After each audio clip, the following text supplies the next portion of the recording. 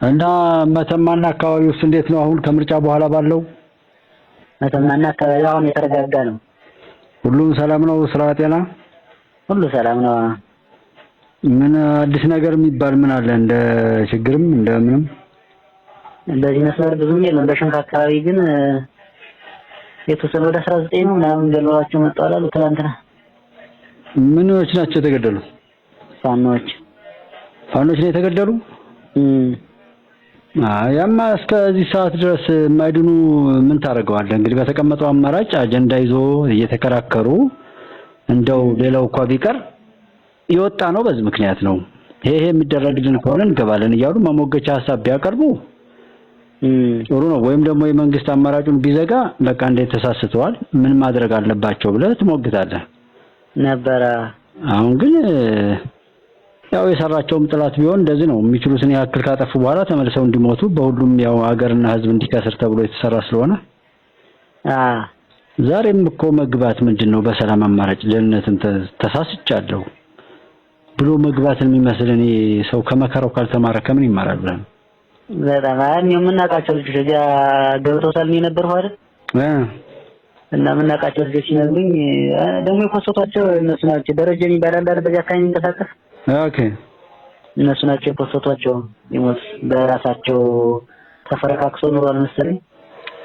ከመጀመሪያው ለአብረው ቢሆኑ እኮ ማለት ነው ጠላቱን ታውቀው ይልቅ ቅማንትና አማራ ብሎ ሲያባላ የቆየው ኃይል እኮ ቅማንት የሚለውን ሰው የመደበውና ከዛ የለጠለው ከህዝቡ ጋር አንድ መጋጫ በዘላቂነት ወይ የሞተ ወይ የገደለ እየተበላላ እንዲሄድ ተብሎ ነው ያ እንጂ ቅማንት እንዲያሸንፍ ወይም አማራ እንዲያሸንፍ ቅማንት እንዲያሸንፍ አይደለም። እኔ ወይ ባይገባኝ ምለውም ለዛ እኮ ነው።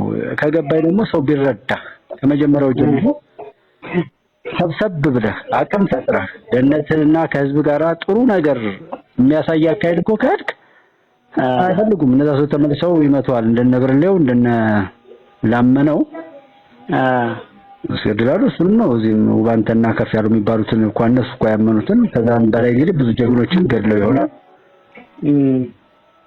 እና ተፈነካክቷል። ከመጀመሪያም አንድ አላደረጓቸው ለማለት ነው የሚያወራው ራሱ ተፈነካክቷል ራሳቸው እኮ ዜና እንደዚያው ዘግበውታል።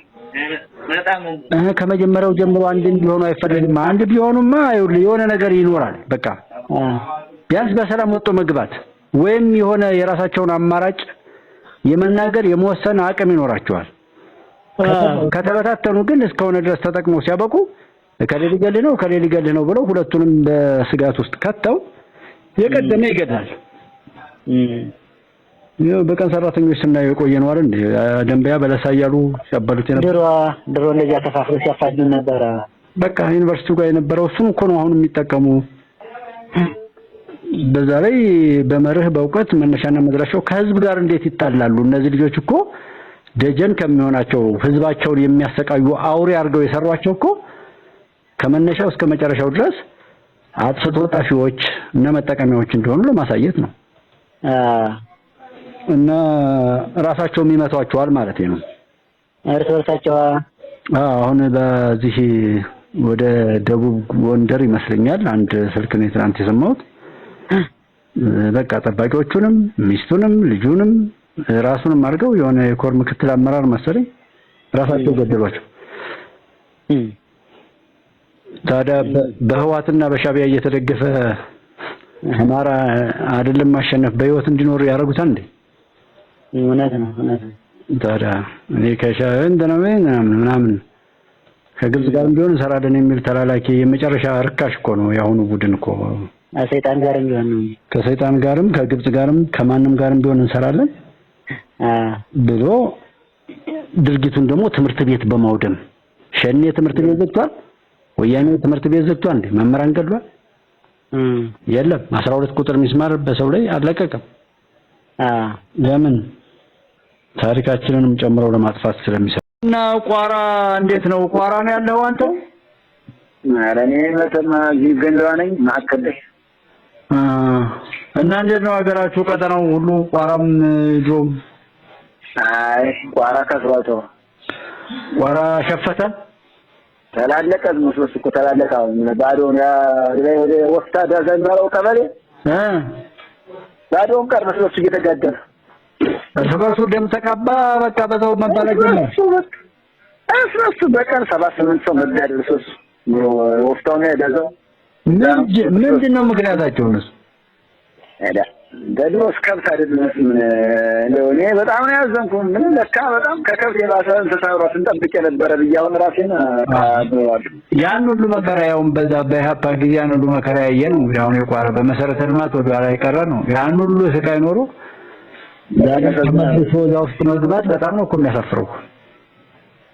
በቃ ሲጋደሉም እንደው ምን የሞት መልክ ባይኖርም እንደው ትንሽ ያስተኛዋል ነው ይገባዋል የሚያስብል ምክንያቱም በኖረ ለደብረ አንዱ መንደር ሄድና ዝም ብሎ ለደኛው ቤተሰቡ እናተንም ልጅንም ባልንም በደንም መጨረስ አድርገው ተጣጣ ያን መንደር የዚያኛው ግሪብ ደግሞ ሄድና ደግሞ ወደ ደግሞ መልሶ ደግሞ 5-6 ጠልቆት ይመጣል። በቃ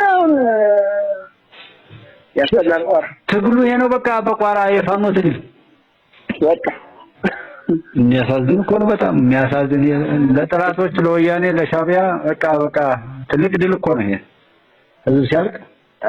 አዎ አንተ እኛም ነጋዴዎች ነን። በሌላ ብሔሮች እና እንትኖች ወጋችን እየነገርን እንደገበያ ስንነግር ኑረናል። አሁን በምን ይናኝ ራሳችን ፈጻን ነው።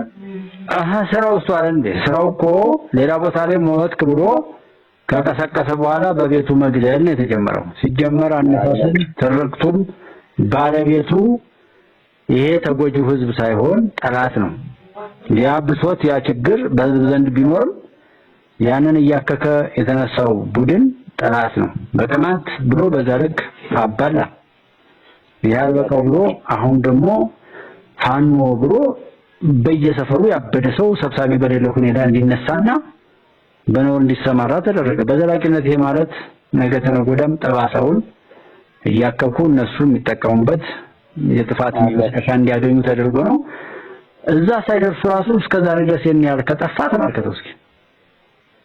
እጅግ ያሳዝናል። አንድማ እጅግ በጣም ያሳፍር። እኔ ሁሌ የሚያመኝም ነገር ይሄ ነው።